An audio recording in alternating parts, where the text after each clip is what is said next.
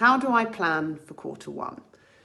When it reaches early December, I like to schedule in some time to think about my plans for myself and my business in quarter one.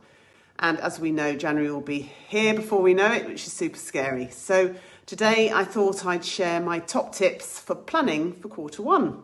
So firstly, give yourself some space to think. So when you're planning for a whole new year, it can feel quite daunting as well as for a new quarter. So you really need to find that space to develop your ideas and thoughts more than ever before. For me, I find the best place to do this is often on a dog walk. I take Sydney for a dog walk most mornings, and I find this really helps me to clear my head. I don't put my headphones in, I just have that clearer head to think more long term. And that combination of fresh air, maybe rain and exercise really helps me. For some of my franchisees, I know that they like to develop their ideas for the next quarter while they go for a run or even doing yoga. So you will know what the right environment is for you. So however you get that bit of space away from the everyday, really use it wisely to spend time and develop your plans for the year ahead. Secondly, talk to other people. No woman is an island, and I always like to run my ideas past other people. I have certain people in my trusted network, and they are the people that I will share my ideas with, ask for information, and that bouncing of ideas is really, really helpful. When planning for a new quarter, I also like to think even longer term.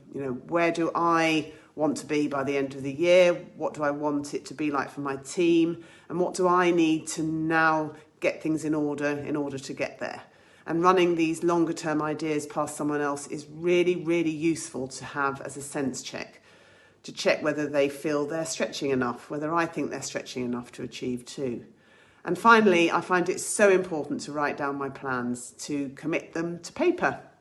And by doing this, it helps me really assess whether those plans feel right, and also gives me something to refer back to for me to hold myself accountable. And I also really, really love doing vision boards. I do a new vision board every year, and I am a visual creative person, so that really works for me.